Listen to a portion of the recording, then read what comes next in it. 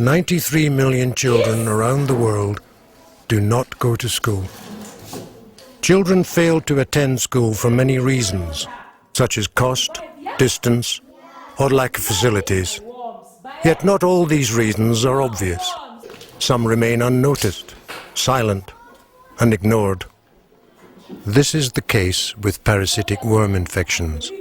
For millions of children, these infections are impeding their education today and their development tomorrow.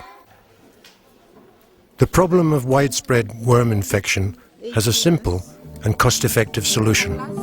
For less than 50 US cents per child per year, mass school-based deworming is a safe and highly effective intervention.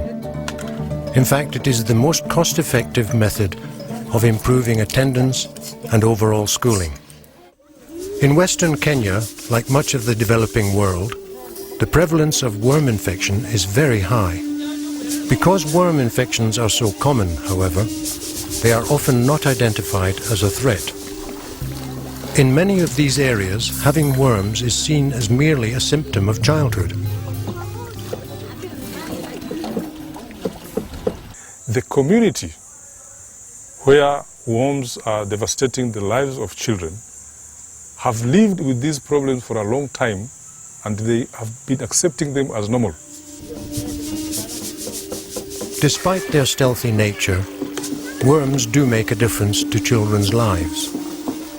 Not only do they damage their health, but they limit their access to education and thwart their overall development.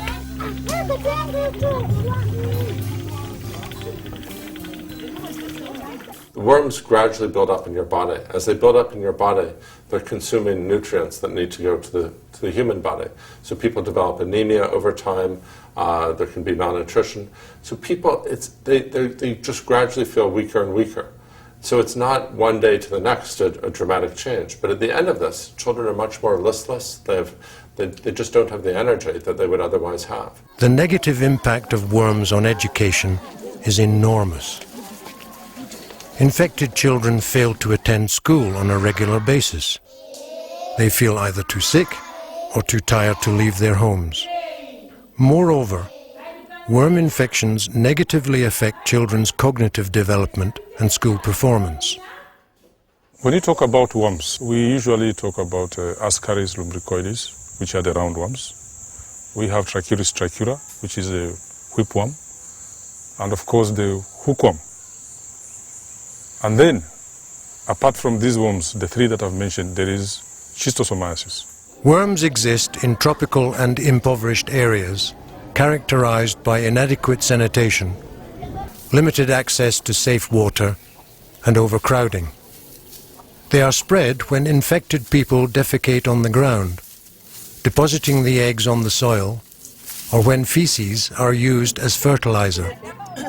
The tiny eggs of roundworms and whipworms are quite sticky. They easily stick to the hands of children and enter the human body when they come in contact with the mouth. This often occurs when children eat with unwashed hands.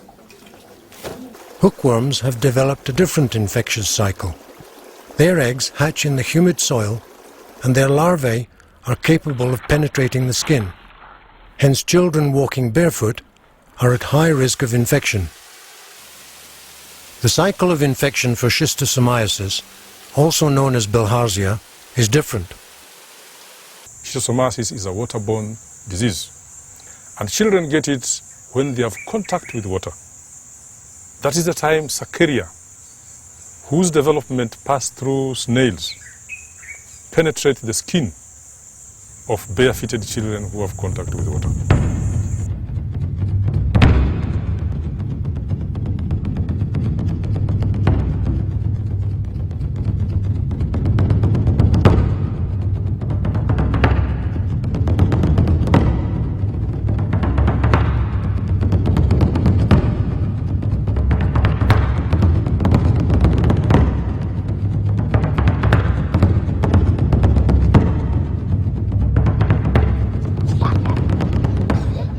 Worms have not received the same level of global attention that malaria has, but they pose an equally serious threat to children in the developing world. 400 million school-aged children have these worms.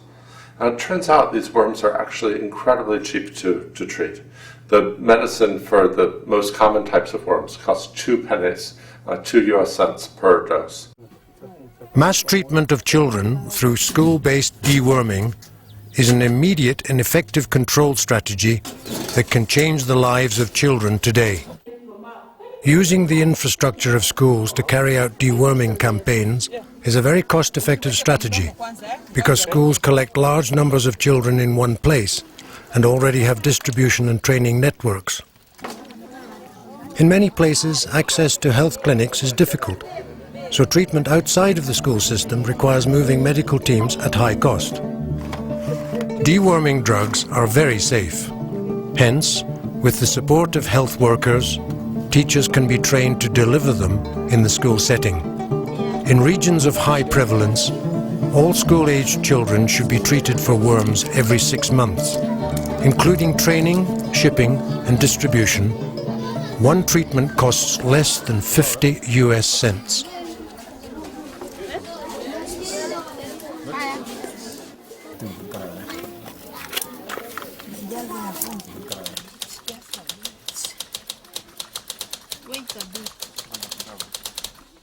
So deworming is incredibly cost effective. In fact, there was a review by the Poverty Action Lab at MIT that looked at a wide variety of approaches to increasing school attendance.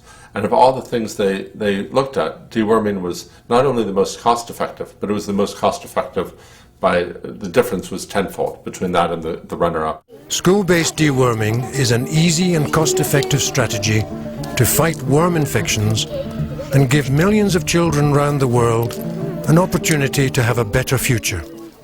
Here is something that is simple, that is efficient, that can have an untold benefits on the education and health of tens of millions of children, and it is a disease with a known cure. What change has occurred? What they say is, the kids are very vibrant, they are jumping, the appetite is good, and they can concentrate, and I want to believe those are very positive. Those are very, very positive things coming up, and therefore you find out that the demand for deworming is becoming greater and greater.